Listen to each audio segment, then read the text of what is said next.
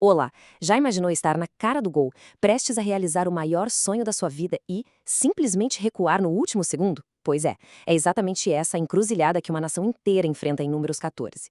Um verdadeiro teste de fé, sabe? Com consequências que, nossa, ecoariam por gerações. Vamos mergulhar nessa história para entender o que aconteceu. A grande pergunta que guia a nossa análise é essa: o que faz um povo que está ali, a um passo de uma promessa, escolher um medo em vez da fé?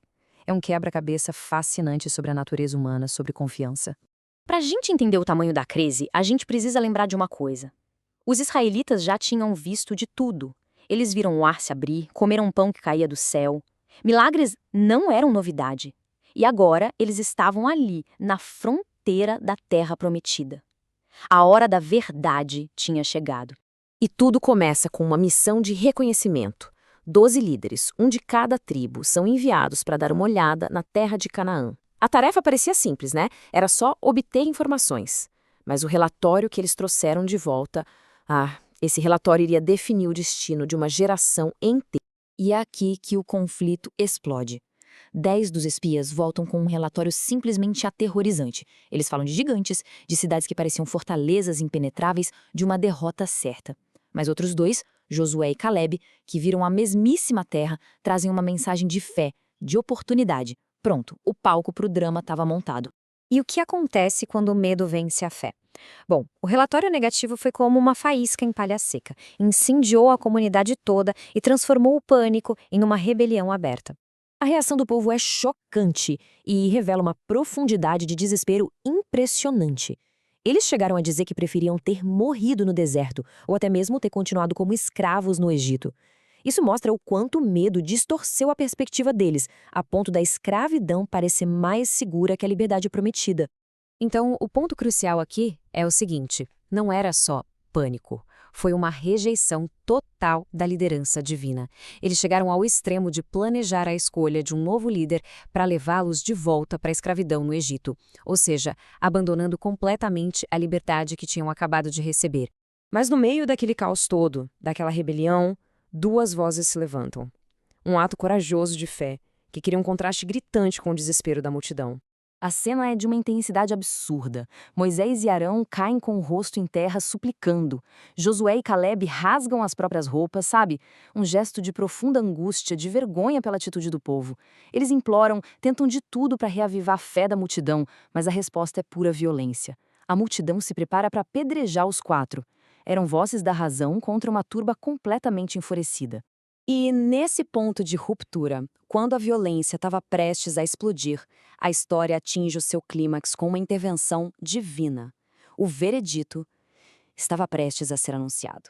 A reação divina não é sobre uma simples desobediência. A questão aqui é o desprezo repetido, a incredulidade teimosa, mesmo depois de tantos milagres, de tantas provas do poder divino. A paciência tinha chegado ao limite. Para testar a liderança de Moisés, Deus propõe algo drástico: destruir aquela geração e recomeçar tudo a partir dele. É um teste quase idêntico ao que Moisés já tinha enfrentado lá atrás, no incidente do bezerro de ouro. A pergunta de novo era: o que o líder vai fazer?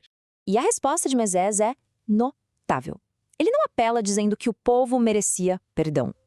Até porque, naquele momento, eles não mereciam nada. O apelo dele é direcionado ao próprio caráter de Deus, usando este conceito Hesed. Ele basicamente argumenta que a reputação e a fidelidade do próprio Deus estavam em jogo. Uma jogada de mestre. E a intercessão de Moisés funciona. Deus perdoa. Mas, e esse é um mas bem grande, o perdão não apaga as consequências. A justiça exige que as ações tenham um resultado. E aquela geração ia até que enfrentar os frutos da sua própria rebelião. A consequência dessa rebelião toda seria medida por um número bem específico, um número diretamente ligado à origem de todo esse conflito. 40. Foram 40 dias de espionagem que semearam a dúvida. E a punição? Diretamente proporcional. 40 anos vagando pelo deserto. Um ano para cada dia de incredulidade.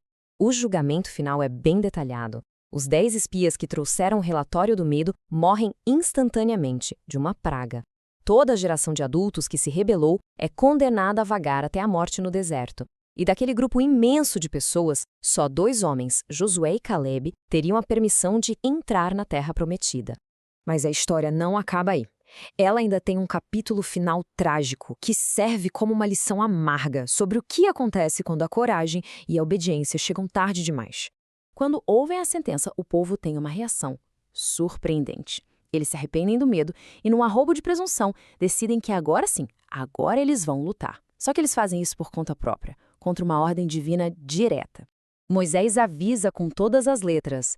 Aquela coragem que eles deveriam ter tido antes, agora era só desobediência. O momento de agir com fé tinha passado. A presença divina não estaria com eles nessa batalha. E o resultado, claro, é uma derrota esmagadora. Eles são vencidos num lugar chamado Hormá. E o mais simbólico de tudo, o nome desse lugar significa destruição. Ficou como um memorial permanente do resultado de uma obediência presunçosa e fora de hora. Então, qual é a grande lição aqui? Números 14 mostra de um jeito muito poderoso que fé e obediência não são conceitos abstratos. Elas têm um tempo certo, uma janela de oportunidade. A mesma exata ação pode ser um ato de fé em um momento e um ato de pura presunção em outro. Isso tudo nos deixa com uma pergunta para refletir. Na nossa vida, quando a gente se depara com desafios que parecem gigantes, com relatórios que geram medo, qual voz a gente escolhe seguir? A da incredulidade ou a da fé?